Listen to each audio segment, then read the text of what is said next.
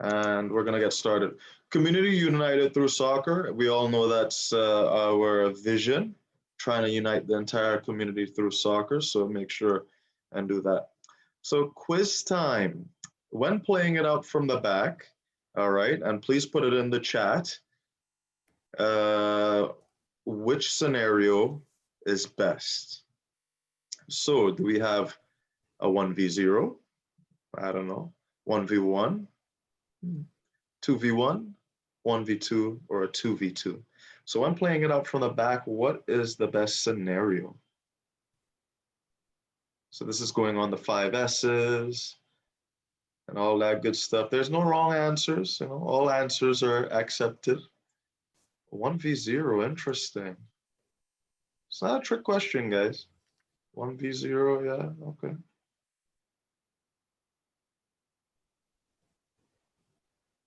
All right, so that maybe that was too easy.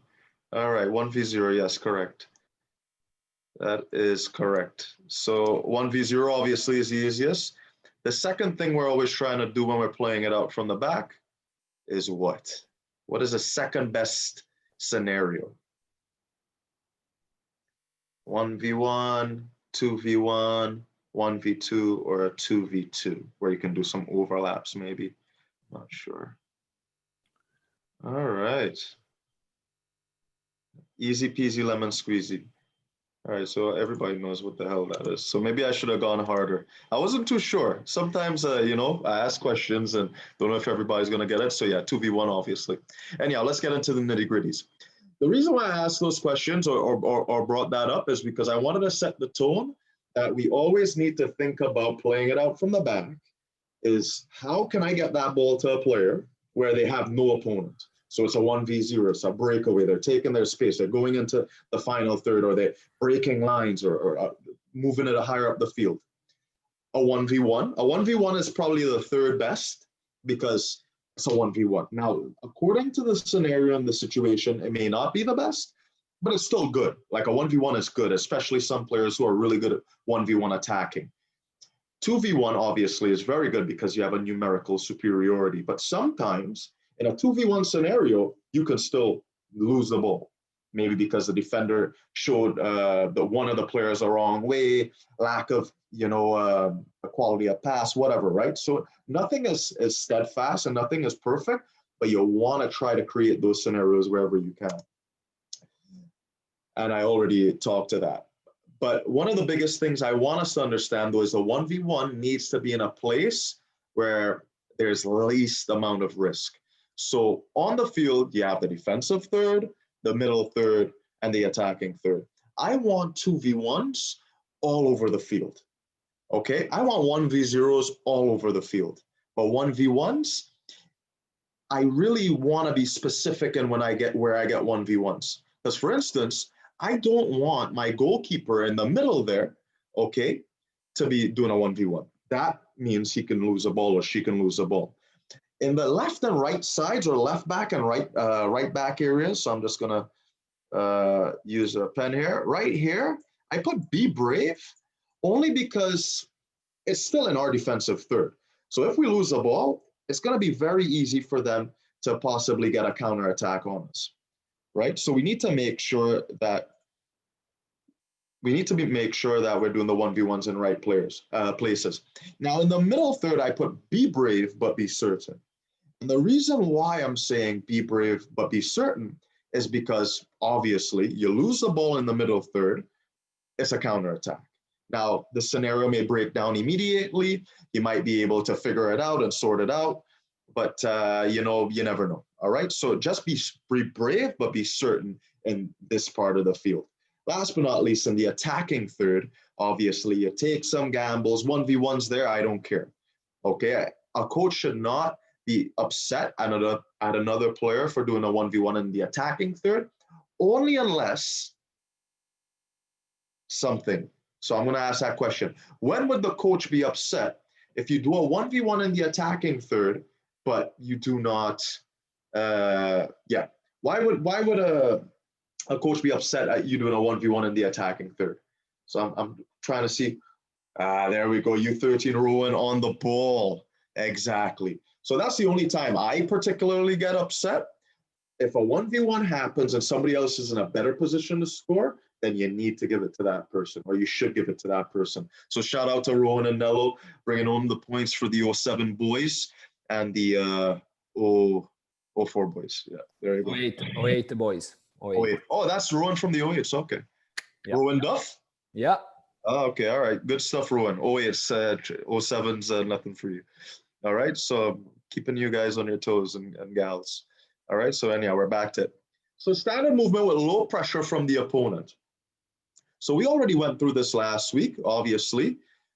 We always, oh, I forgot to do this. So this is the first question actually I want to ask. And again, players should know why this is. And if not, now we know.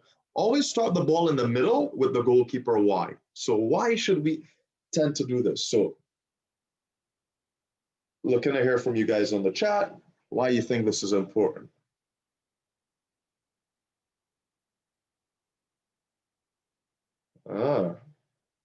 Let's see. Better angle. Yes, Rowan. Better angle, Kaz. It's kind of there, but I think Rowan hit it on the yeah, exactly. Because anytime I take the ball over here, not only you have more options, but you also not only do you have less options, but you make your play a little bit more predictable. So what happens is that when the ball is on this side, so I'm just going to actually do this. It shows unpredictability of both sides. Let me just, there we go. So when the ball is starting over here on this side, you have to necessarily probably go this way to go to these two players. It makes it so predictable that they take away this other side of the field. When you start in the middle now, what happens is that they don't know exactly where you're going to go, so they can't cheat. And now you are able to go both sides. And as when you're an older player, you can be 18 years old and maybe cheat and put it on one side and go the other way. But the problem is that when you do that at a younger age, you might mess up because you can't kick it that far and whatnot. So starting it in the middle is good practice from a goalkeeper, so they could just go both sides and keep players on their toes.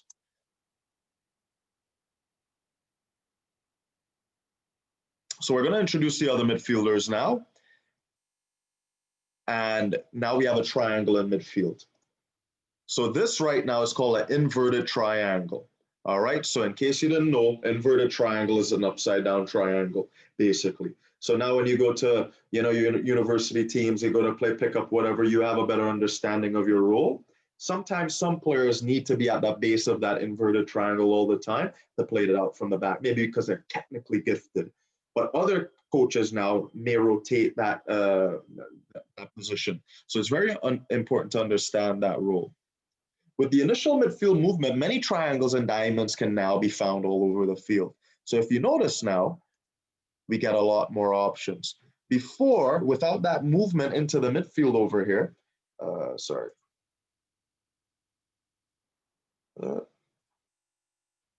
yeah, before, if he did not move here or she did not move here and stayed up here, it's a lot harder for that ball to be connected all the way. So right now, this ball has an option 1, 2, 3. Okay, so just because of this one movement from midfield into here. So very important for us to have that midfielder moving in when they're playing it out from the back, because now there's more options. If you stay all the way there, there's less options. And when the ball goes all over the field, the ball comes over here, you have 1 option, 2 option, possibly a third, ball comes over here, you got 1 option, 2 option, 3 options. So this movement by this player is so key in order to connect everybody on the field. Now, the next part of all of this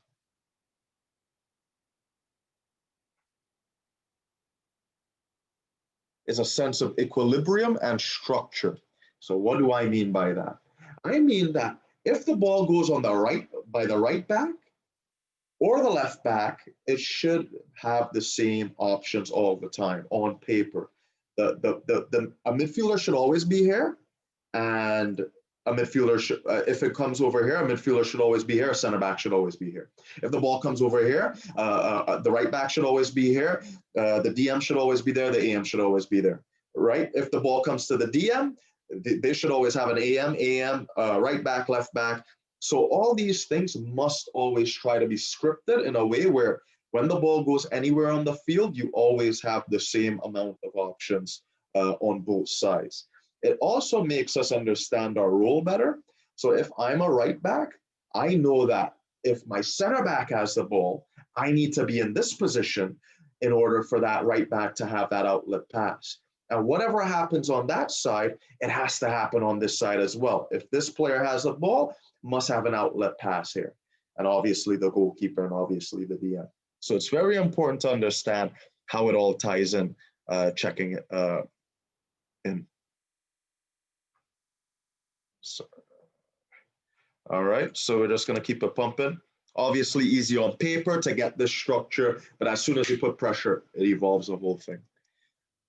Oh, forgot to change this. But basically, basic playing it out all the time is right back or right center back or left center back, the number 5 or the number 4, always checks in, gets away from their player, you put it in, you go under a little bit of pressure, then you play it into the fullback.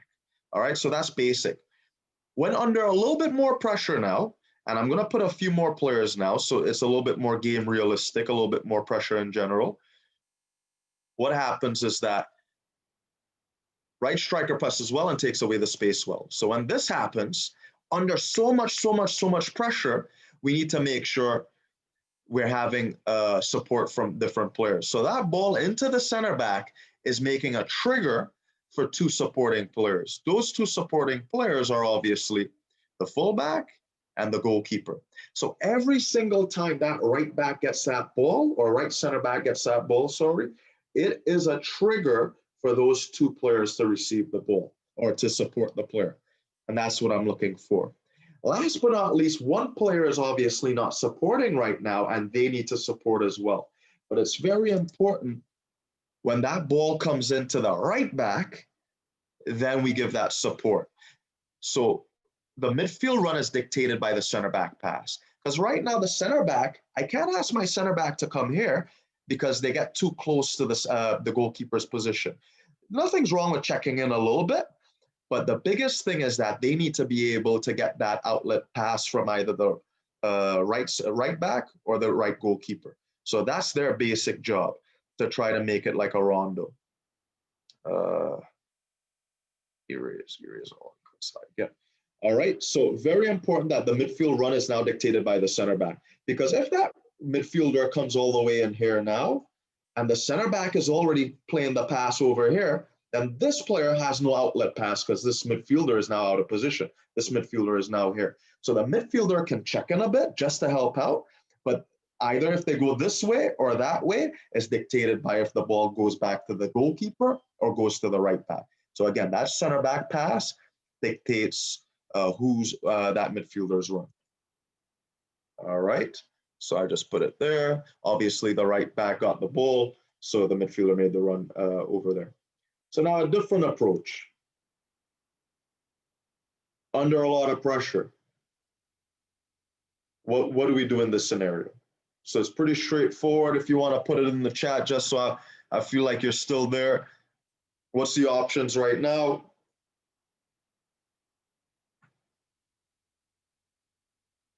Oh, sorry, I didn't see your thing there, Max, yet. Also doesn't give away hints to where the keeper is going to pass middle kick equals balance. Yeah, for sure. That was a long time ago. Sorry, I just saw that. So we're in this scenario now, right center back attracts right striker out of the game. What do we do as a goalkeeper? 4, 6, 2, possibly 3. Yes. So very good. 4, 6, 2, or 3.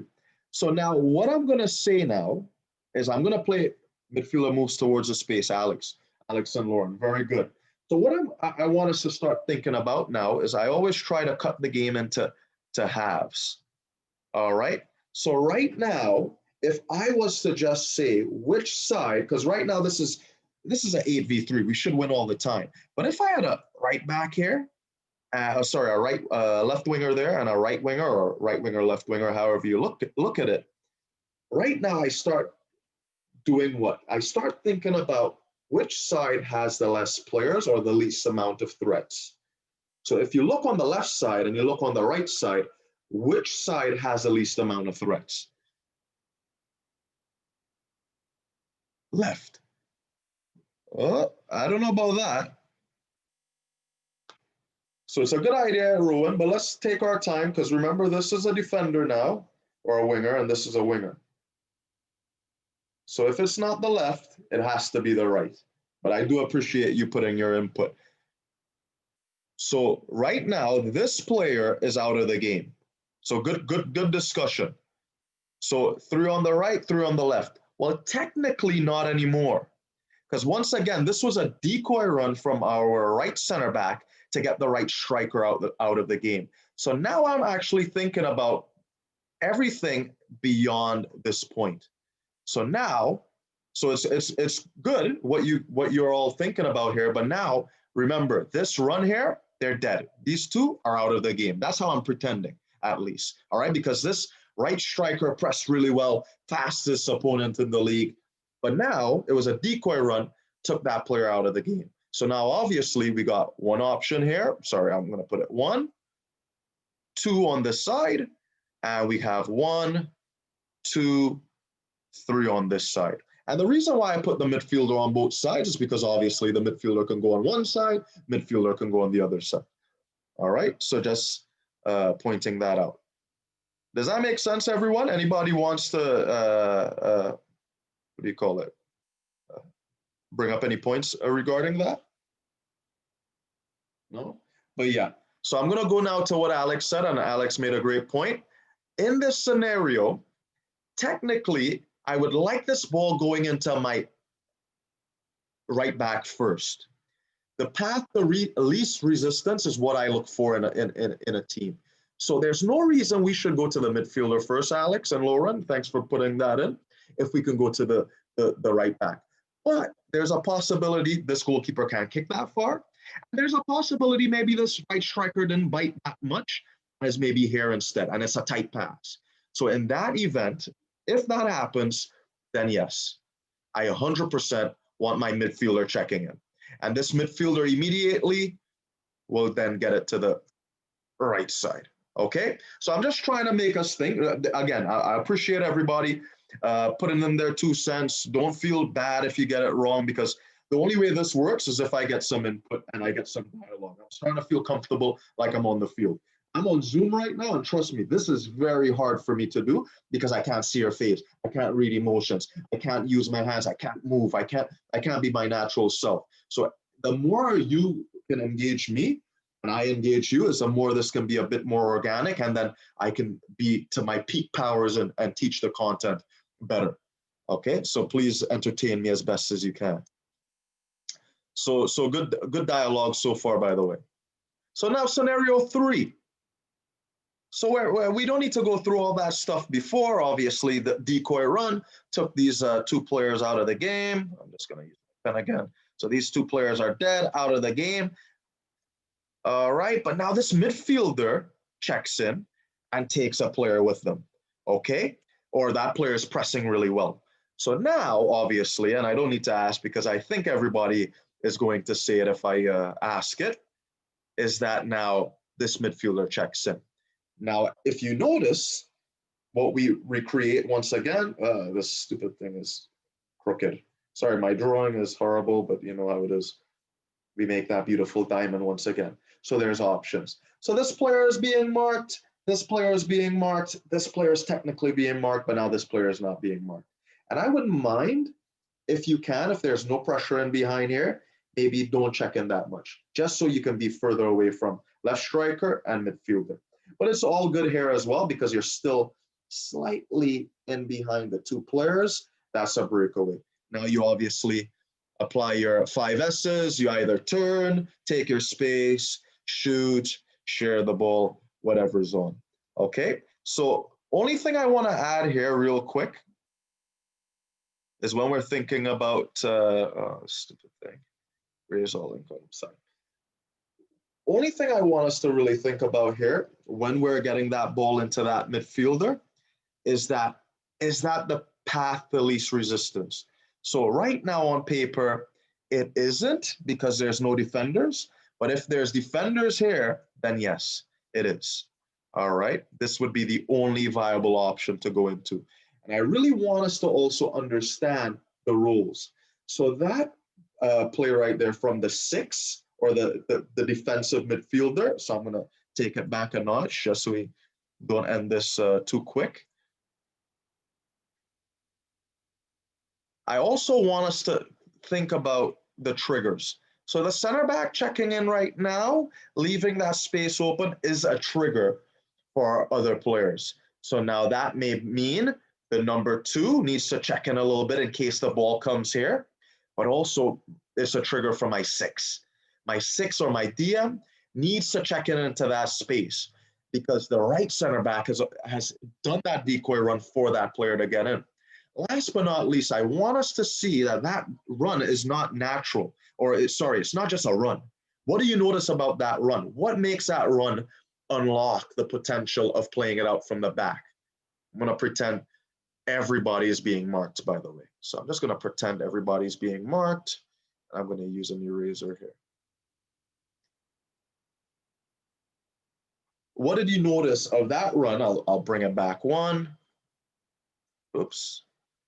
What did you notice about that run? Something subtle, and you won't see it in the graph, and that's why we have videos, but there's something subtle that just happened there with that run that unlocks the potential for my goalkeeper to play it into my midfielder and get the counterattack going. Who sees it? Who has their coach's hat on? Opens up the middle, but what about the run? What about that trigger from my center back that allowed my midfielder to make the run? What was that trigger from my midfielder to allow the other midfielder to make the run to receive through the middle? There's a specific type of run there. Who can tell me? Anybody sees it? How much we got? 29. If nobody on my team right now, Mateo and Chaz, if you guys don't have that, then I don't know what's going on. Maybe I need to quit coaching. There's a specific type of run that just happened there. Come on, guys. Somebody. Nobody? All right. A diagonal run. So what has happened is that the run was not straight, because if the run was straight, it may have clogged up the middle. Now, once again, we're pretending that this player is being marked. Let me take off this eraser. Sorry, I'm still getting used to it. We're pretending best center back in the league marking our 10. Best left back in the league marking our right back, or left winger in the league marking our right back. All right? The only option is to get it to the 8. But if my DM makes his run straight or her run straight, then it clogs up this channel here and my 8 never gets the ball. So it's very important that you as a midfielder, my DM or my midfielder in general, according to the system you play, it's very, very important that you make the right type of run in order to unlock the full potential. Now, there's other factors. Maybe it's not the best center back in the league. Maybe the ball can go long instead. But I'm just playing devil's advocate. This is where we need to get the ball, so the run must be diagonal. And what happens? It unlocks the potential for that. All right, just a little something to think about here. All right.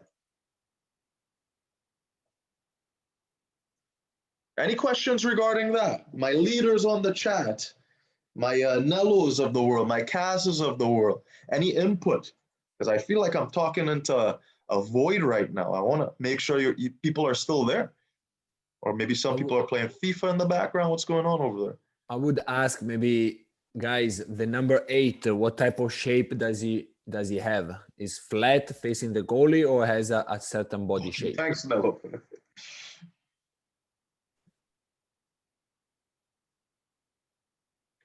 So good. Yeah, there is a diamond. There's a diamond being formed. So when Emanuele asks shape, he's talking about the shape of the player receiving the ball. The body shape. The body shape, correct. Yeah, Kauzo said half turned. Very good. Half turned, correct. As best as you can. Not every scenario is going to be a half turn. Not every time you can, check in and be on the half turn, but you want to. You really want to always try to be on the half turn. All right. Depending on the scenario, though, can you scan and then when it's upon receiving, turn on the half turn while receiving, right? So sometimes you have to be on the half turn before you receive. Other times, because of the run, you're running towards the player and you turn on the half turn after scanning, right? While the ball reaches your foot. So there's different ways, right? Back is to the field as best as you can, right? Yeah, 100%. All right, so good stuff. So Nello confirmed that they're there. I'm seeing some people typing, so we're going good. So this is just, I'm gonna come out of this mode now. I have my son at home. Discard now. So it's been a little bit difficult for me this week to do those, what do you call it? Do those things all the way. Video. Sorry.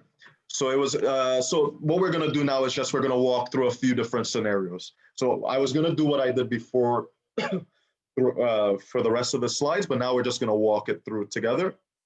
And I'm gonna address a few different things.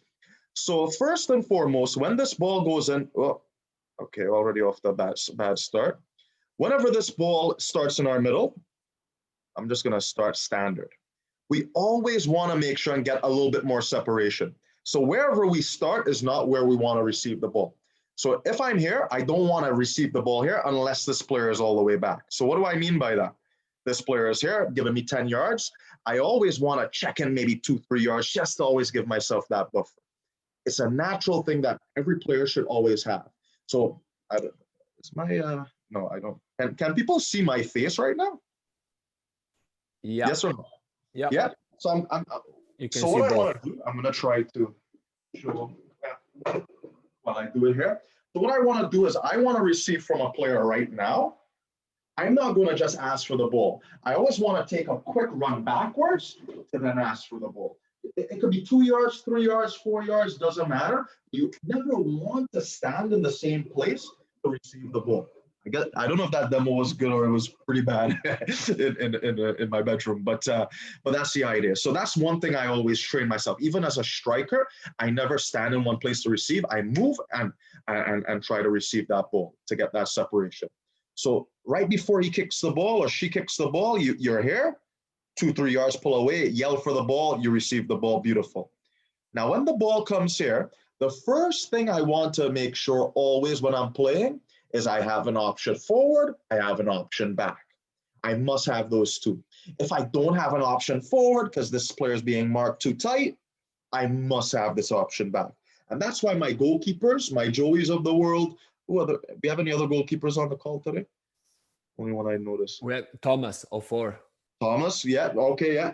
The Thomases of the world, you are one of the most important people all the time because everybody might be marked all the time, but you're never marked. Well, most of the times you're never marked, like 95, 100% of the time, at least after the initial pass. So your support needs to be here every single time, the relief pass. All right, so that's the first thing. Always a pass back, always a pass forward.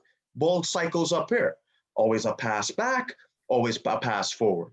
Ball comes here, always a pass back, always a pass forward. Well, obviously I don't have players here right now, but should always have a pass forward.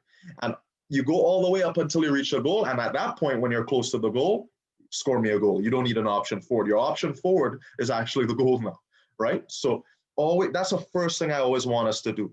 So every single time a ball has left your foot, you need to be saying, does that player have a pass back?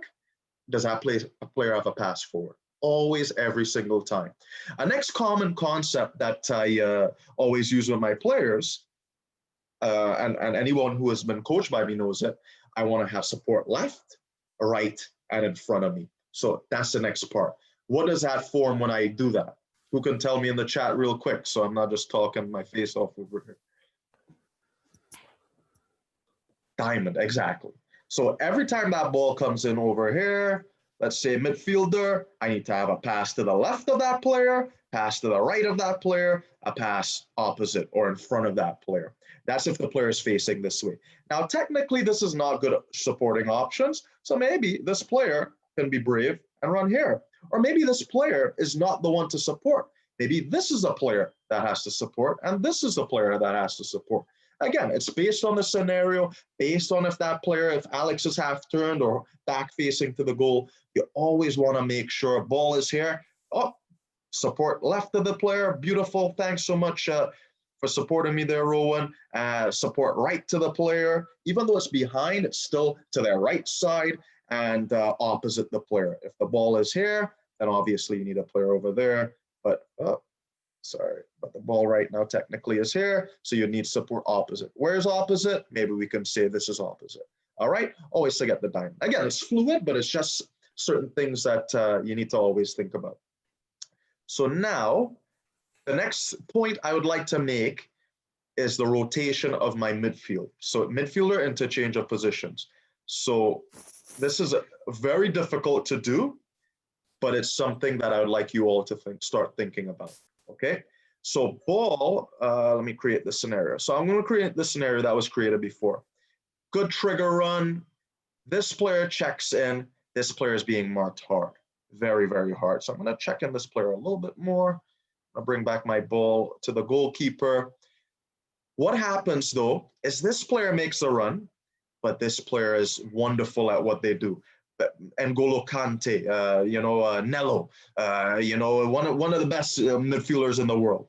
So technically right now we have no options to pass to. So there's nobody. This player is an option, but let's just pretend this player can't kick the ball past the halfway line. Let's just say that. And to be realistic, you know what? What we're going to do is we're going to really, we're going to really step it up here. Boom. We have no options at all. So what do we do in this scenario to open up the defense? So obviously it's here. It's not a PowerPoint slide, so you all see it. But anybody care to elaborate or speak it out? I also can share my screen with you, and you can actually move it as well. So anybody who is up for, who has is good at PowerPoint, let's really engage the people today. Anybody? Don't be shy now. No? Let's go, guys. Let's go. Who's on here today? Let me check. I'm going to start picking on some people. What was the question again? Sorry, I couldn't hear you. No, okay. Did everybody hear the question? Just out of curiosity. Anybody No. Repeat it. Oh, so everybody didn't hear the question. No, I think we did, but just repeat, please. Okay. So the question is, there is no options available right now. How do we unlock the potential with the midfielders or unlock passing options with the midfielders? We have a solution probably on the chat. Check Alex's chat and Lauren. Very good. Good stuff, Alex. Take open space, they can cross. Okay, take open space is a little bit vague. Okay, but I like, and this is why if you want to speak, you can speak, but I like what Alex said here. The defensive midfielder checks out and moves upfield to leave space. Correct. So what you need to do is start rotating out of positions. They can cross run. I'm not 100% sure what you mean there. If you want, after you can explain it. But this is the solution. So here we both start high. We start like this. Always start a bit higher than where you want to receive the ball, as I said, under pressure still, really good. This player comes in now to try to vacate that space, just trying to exaggerate it so we see it a little bit better. This player comes in, but this player is right on their back immediately. So this goalkeeper, Thomas, is not going to make that pass. Joey is not going to make that pass. They're like, yeah, he's going to lose the ball, she's going to lose the ball. So what has to happen now is this player needs to look at the trigger from one of these two players. So it's either this player checks in, doesn't work, checks back out, takes that player with them,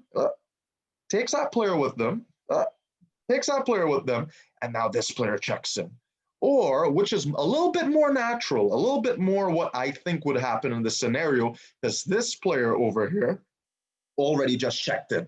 So for them to check back out, it's doable, but a little bit more natural is that initial DM to maybe make a diagonal run through the two. Cause a little bit of confusion.